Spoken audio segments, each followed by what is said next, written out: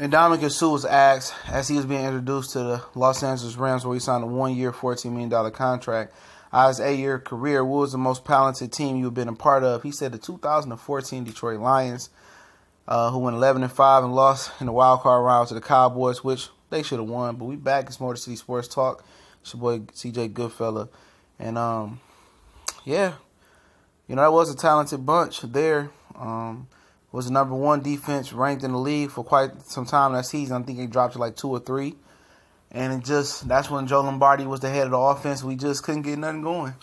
If we'd have had a top 10 offense, that might have been a Super Bowl caliber team for the Lions with Jim Caldwell calling the shots, but it wasn't meant to be. They wasn't meant to be, man. That was a solid team right there. Calvin Johnson, Reggie Bush, Matthew Stafford, Golden Tate. Man, I wish we would have capitalized on having that great of a defense, but we didn't. And, Ndamukong Suh stepping into a super team with the Los Angeles Rams that might show shades of the Philadelphia Eagles. I can't remember that year where they had Nnamdi and Vince Young and Michael Vick, and they didn't do absolutely jack crap that year, The Rams have acquired Talib. They acquired Marcus Peters. Ndamukong Suh. Brandon Cooks. They traded the defensive end Robert Quinn. Got rid of Alex Ogletree. They got Jamarcus Joyner. They got a nice team. Todd Gurley. Jared Goff. And they really not trying to take a sophomore slump with all those young guys. They truly trying to go for it. But like Bob Quinn was trying to tell the fans, you build a team through a draft. You don't rush and do it. The Rams are trying to rush and throw some talent together, and a lot of times that don't work in the NFL. It's not like Major League Baseball. You throw a whole bunch of talent out there. You don't need the camaraderie, out there really. In baseball and football, you need it. And it'll be interesting to see how it works. Most people think they're going to be 16-0 with that team, but usually it's the opposite. Because when you draft a team like the Lions are doing and then fill in where free agents where they needed at or trades where they needed at, that team, it grows a different type of bond. Your young players, they flourish. They're younger. You're not putting a lot of veterans. You don't know when in football, you don't know when a veteran going to lose a step or two or just get out their prime. So, all the more to them. And Ndamukong Suh will be coming to Ford Field this year with the Los Angeles Rams and that daunted defense. So, at least he don't speaking bad on the Lions. Like Calvin when he left and a lot of other guys were speaking bad. That was a talented group.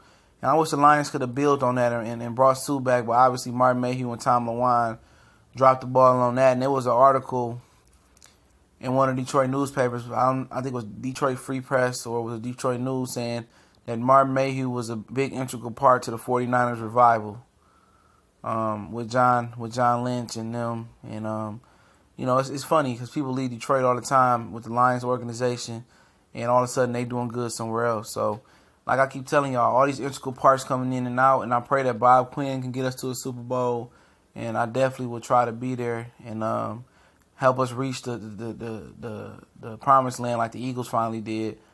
But it's just one common denominator. It's the ownership, the force that just seem to not let us be great. But that was a special team, man. You never heard from Bill Billy again. Jason Jones, Southfield product. You never heard from him. Nick Fairley obviously got a bad injury with New Orleans. So hey, and the other guy right there, they got caught smoking weed. I can't remember his name. Closest to the right hand side. He went down to Miami with Ndamukong Suh, so I'm not really sure what happened to him as well. But yeah, Suh said his intent was always to come back to Detroit. Maybe trying to get a ring in Los Angeles and come back. But at the end of the day, 1 year, $14 million. The Lions could have, if they really wanted him back, they could have beat that deal.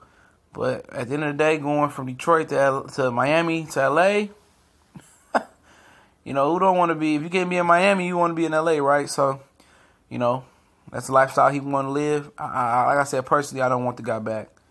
Our fans are too good to be, begging somebody to come back here and play. If you want to play here, he played here before. People know players know when they come here.